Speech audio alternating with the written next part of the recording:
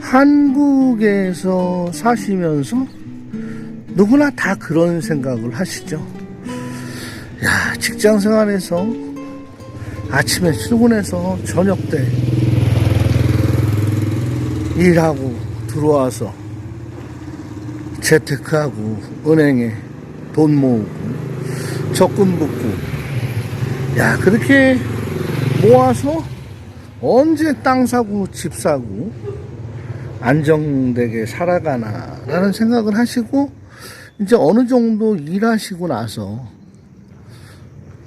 국내에서는 큰 재테크 자금이 안 되지만 동남아시아 나와서 잘 좀 계획을 실행하면 돈 좀 될 수 있겠다라는 생각들을 많이 하시는 게 두드러집니다. 그런 문의를 제가 많이 받아요. 라오스나 태국의 땅값이라든지 부동산에 투자하면 가능성 여부가 있는지. 그런데 제가 오랜 동안 살면서 성공하신 분도 봐요.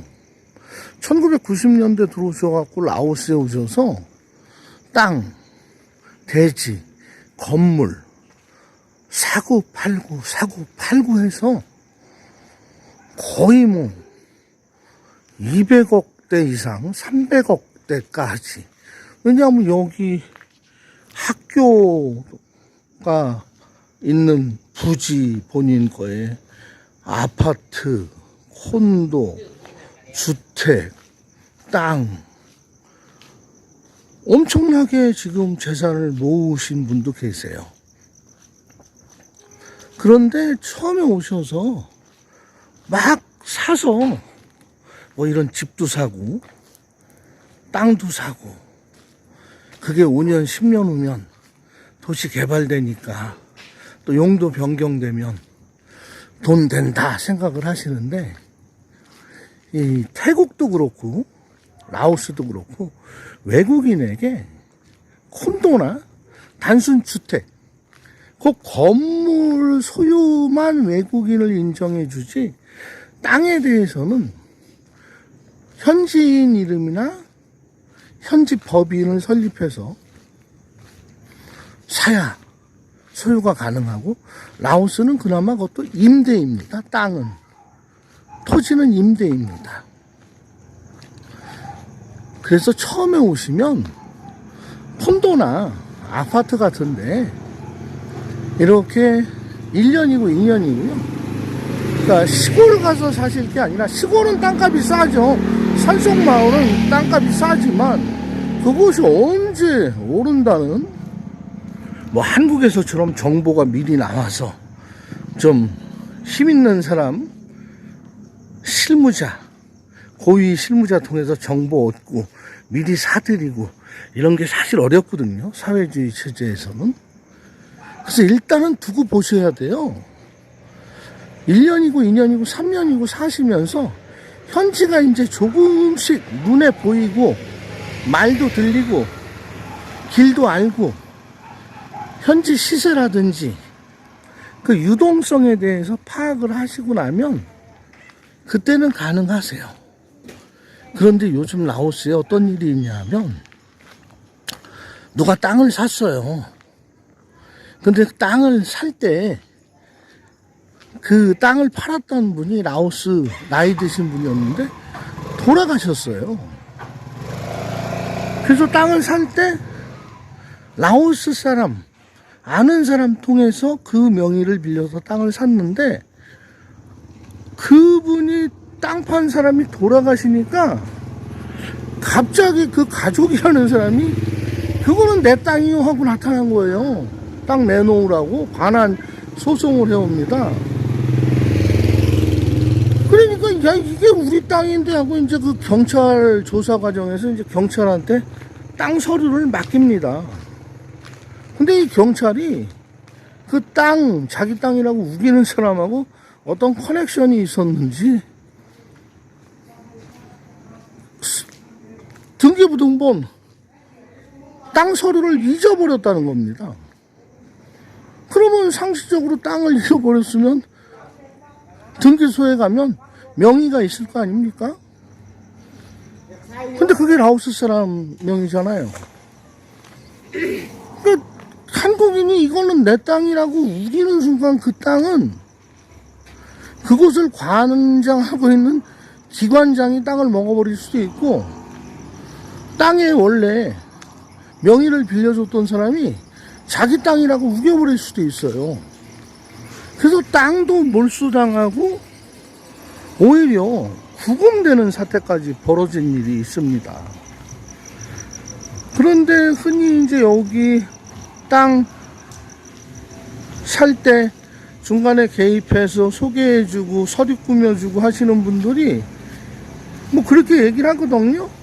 차명으로 시객에서 바지 사장을 사서 땅을 사고 서류를 완벽하게 공증을 받아 놓으면 지킬 수 있다 하는데, 그것이 라오스 법원에서, 라오스 당국에서 조사하는 과정에서 인정해 주질 않습니다. 차명 거래, 당신 돈으로 라오스 사람을 앞세워서 산 그 행위 자체를 불법으로 보기 때문에 보호 장치가 없어요. 그런데 제가 아까 말씀드렸던 땅을 사서 재테크하고 건물도 소유하고 학교 부지도 가지고 있는 그분 같은 경우에는 라오스에 오셔서 라오스 부인과 정식으로 혼인신고를 하시고 사시니까 모두 부인 명의로 사들인 거죠. 그러니까 그것은 위법이 아니죠. 내 부인, 라오스 현지인인 부인 이름으로 땅을 샀으니까 부인 거죠. 그것은 뭐 누구도 부인할 수 없는 그분의 땅입니다. 그래서 땅을 사서, 대지를 사서, 집을 사서 만약에 재테크를 하실 것 같으면 오랜 시간을 두고 현지인과 정말 착한 사람, 나하고 한평생 살아줄 그 동반자하고 가정을 이룬 후에 땅을 사셔야 되고 주택을 사셔야 되고, 예를 들어 주택을 샀어요. 지금 어두워서 안 보이는데 저 길 건너에 컴컴하게 비치는 저 집을 샀는데, 집 건물에 대한 소유는 외국인 내 거로 되는데 땅이 50년인데 뭐 60년인데 이렇게 되면 임대기한이 다 되면 땅을 내줘야 되잖아요. 그럼 땅 주인이 그 건물 부숴버려도 할 말이 없는 거죠. 그래서 뭐 대통령은 누구 뽑고 국회의원은 그냥 다른 당으로 확 몰아주는 그런 어수선한 사태가 라오스에서 내 재산 소유권에 대해서 분쟁이 크게 발생할 수 있고, 분쟁이 발생해서 법원에 가서 승소할 수 있으면 좋은데 외국인은 승소할 수가 없다는 거죠. 그래서 라오스는 내가 라오스에 와서 재산 증식을 해야 되겠다. 저 건너편에 보이는 저 집을 짓고 그 땅에 대한 소유도 완전히 내 가족, 내 라오스 부인, 내가 믿을 수 있는 사람으로 해야만 내 재산이 되는데 그게 시간이 걸린다는 이야기죠. 그리고 지금 제가 걷고 있는 이 비엔티엔 이 시내 있잖아요. 여기는 지금 이런 그 개울가래도요, 이거 개울이거든요. 개울가도 이 주변의 땅값이 엄청나게 많이 올라 있어요. 제가 살고 있는 콘도도 방 18개짜리 콘도에 1층, 2층, 3층이죠. 땅값까지 다 하면 지금 45억에서 50억 정도가 나옵니다. 제가 살고 있는 콘도요. 방 18개.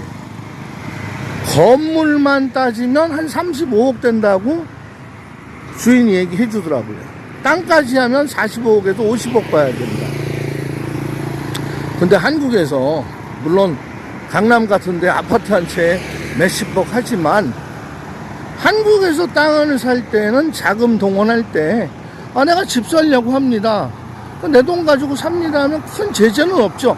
대신에 이제 세금을 많이 물어야 되겠죠. 소득세라든지 취득세라든지.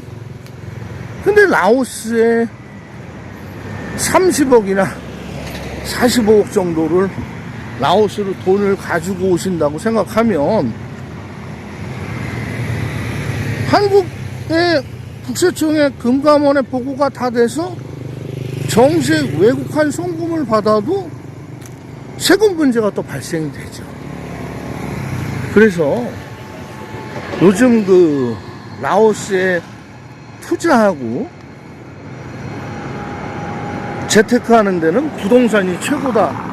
그래서 그런 것이 이제 영상에도 많이 돌고 뭐 카페 블로그에도 그런 글들이 올라가는데 결코 쉽지 않다라는 거죠. 뭐 예를 들어서 이민 정책이 잘 되어져 있고 그런 선진 국가에 투자 이민 뭐 돈을 예를 들어서 뭐 10억 이상 가져가면 뭐 시민권도 주고 영주권도 주고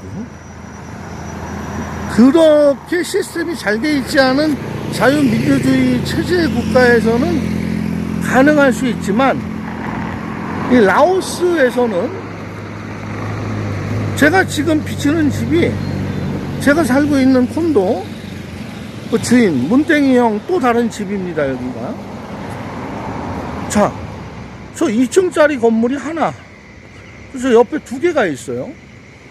2개가 있지만 이 땅이 또 굉장히 넓거든요. 이것만 해도 몇십억 하죠. 근데 이런 것을 한국인이 소유하기에는 완벽한 라오스의 내 패밀리가 있지 않고는 어렵다는 겁니다. 그래서 라오스도 태국은 뭐 예를 들어서 콘도미니움을 뭐 2억 원 이상 사면 뭐 10년짜리 은퇴비자 줍니다. 영주권은 안 줍니다. 라오스도 2억 원 이상 되는 아파트 살면 뭐 7년짜리인가 비자를 준다는 이야기는 제가 들어봤는데 제가 직접 확인한 것은 없습니다. 지금 자료가. 그래서 요즘 제가 하는 일은 뭐 여행 비즈니스 투어, 그 다음에 뭐 아시는 분들, 친한 구독자님들이 뭐 결혼 좀 도와달라, 뭐 그런 건 제가 도와드릴 수 있고, 뭐 한 달 살기 와서 나 외롭지 않게 애인하고 좀 살게 해주세요. 그러면 또 같이 다니면서 뭐 만나게 해드릴 수도 있고, 뭐 그 외에 비즈니스, 의뢰권에 대해서 제가 용역비를 받을 수 있는 분은 받고, 그 분야는 제가 조금 알지만 사실 제가 투자 전문가가 아니기 때문에 저번에 몇 년 전에 제 구독자님들 오시면 제가 전부 그런 거 하지 말라고 말렸었거든요. 투자하지 마세요, 사업하지 마세요, 창업하지 마세요 그랬더니 뭐 한국의 고위 직종에 있다는 사람이 히트맨 미스터랑님은 사업에 대해서는 전혀 문외한이다. 차라리 오시면 나한테 물어보시오. 온 지 3개월밖에 안 된 내가 더 잘합니다 라고 얘기했던 적도 있었어요. 근데 제가 그런 이야기를 들었던 이유는 불투명하니까 하시지 말라고 만류를 강하게 하다 보니까 그것을 제가 몰라서 모르니까 하지 말라고 하시는 거로 오인받은 적도 있었지만, 한국에서 재테크만큼